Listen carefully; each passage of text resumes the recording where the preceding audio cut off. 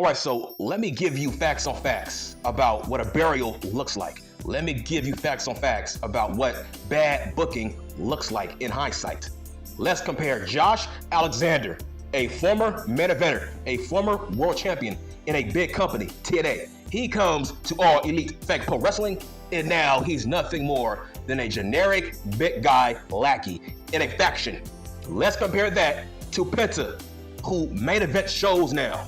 He's on TV every week in that mid-card, putting on great matches. He sells merchandise. What more do you want? He's better off now than his career in All Elite Wrestling. That's a burial. Josh Alexander is a burial, a jobber. Penta is not a jobber. This is the big leagues now. Penta is in the big leagues. Sometimes he's going to win and sometimes he's going to lose. But this is the big time, the big leagues. This is not the minor leagues like All Elite Fake Pro Wrestling, where they push jobber NXT guys like Isaiah Swerve Scott. There's levels to the World Wrestling Federation. These idiots think Penta is buried. They think Penta is a jobber on Raw. Like what? He's on TV every week, putting on great matches. He sells merchandise. The fans love him. As long as that man is happy, that's all that matters. Listen, man, wrestlers don't want to be at home. Fun fact, they don't want to be at home watching the damn show. They want to be on TV. They don't want to be in catering, which means Penta wins. Ray Phoenix wins. Those two men are on TV every week fighting for championships. That's all that matters. There's levels in fake pro wrestling. Penta is not at the level of a Braun Breaker when it comes to the pecking order. Braun is the future. Of course, Penta should lose to Braun Breaker. What the hell? He's Braun Breaker. He's going to become the face of the company. Maybe next year, 2 years from now. That's Braun Breaker. He should lose. But overall, Penta is a solid mid-card guy. He was feuding with Rollins. Like, what more do you want? Like, you don't know what a burial is. You don't know what bad booking looks like. Penta was a mid-carder in All Elite Fake Pro Wrestling. Guess what? He was not on TV. So, you are complaining and trying to bash Ray and Penta for leaving. Why? Those two men are in a better place. They're on TV, eating, traveling. They are working. Con Man is not paying them to stay at home anymore. Those days are over. So, which means they win. People keep saying, oh, what about Brian Pillman Jr.? Okay, so by your logic, you think Brian Pillman Jr. is a main eventer? Like, bro, he wasn't doing shit in All Elite Wrestling. Nothing. So, whatever he does now, that's gravy. Whatever Brian Pillman does moving forward, that's a victory. He's doing way better than his old company. That's all that matters. You don't know what bad booking looks like. Why are you complaining about a mid-carder? What? Brian Pillman Jr. is a mid-carder. You see, the World Wrestling Federation, Triple H, Paul Levesque, Shawn Michaels, they push main eventers. What I mean by that is Jade Cargill was a top female in All Elite Fake Pro Wrestling. So guess what?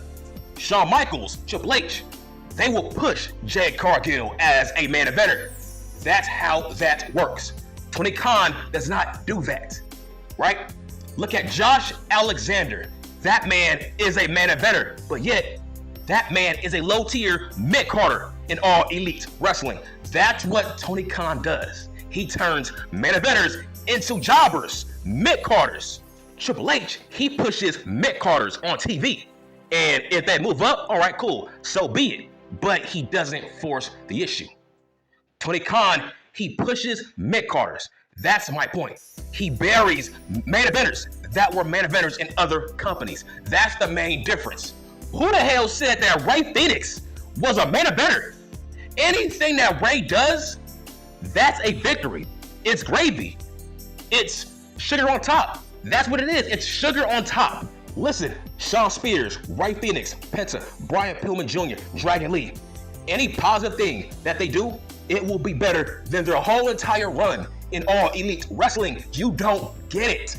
Ricky Starks, his whole entire run in NXT is better than his 4-year run in All Elite Wrestling. What part of that don't you understand, man?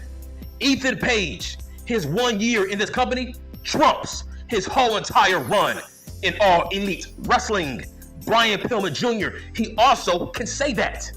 All right, so by your logic, what's better for Brian Pillman Jr.? He was on Dark. He was on All Elite Fake Pro Wrestling Dark. He had a bad high school gimmick with, who else? Griff Grayson. It was a bad gimmick. He was barely on TV. He was a jobber. So what makes you think he's not better off going somewhere else? A bigger company. He's on TV every week. He has a gimmick. Brian Pillman Jr. is a somebody now. That's what that matters. It's like everybody who leaves All Elite Fake Pro Wrestling, their dumbass fans, they expect everybody to get a Cody Rhodes push. That's their demented mindset. If Ray Phoenix, Penta, if those two men are not main eventers, they are called jobbers and failures. Who the hell said those two men are main eventers? Who? I'm lost. Who said Shawn Spears was a main eventer, or you thought was going to become a main eventer in NXT? Are you crazy? Who thought that? Those men are better off in their new company. Those men are on TV putting in work. That's why that matters. That's a win. That's a victory. Nobody wants to be at home watching fake pro wrestling. They want to be on TV wrestling. They want to work. At the end of the day, do you feel more important at your new job, at your new company? Do you feel more important? Ray and Penta can say that. They are in the big leagues. They are no longer in the minor leagues. They are in the big leagues. There's levels to the big leagues. You got to earn your spot as a main eventer in this company. This ain't All Elite Fake Pro Wrestling. This is the big leagues. Also, didn't Braun Breaker beat LA Cosplay that same night he beat Penta? So which one is it? Is LA Cosplay a jobber in your eyes? It's like you dumb marks are just, you're not consistent and you don't speak logically. I also believe that Braun Breaker also beat Jey Uso that night, unless I'm wrong. If you're trying to push Braun Breaker as the next face of the brand, he should beat the top guys of the brand. Dummy, common sense.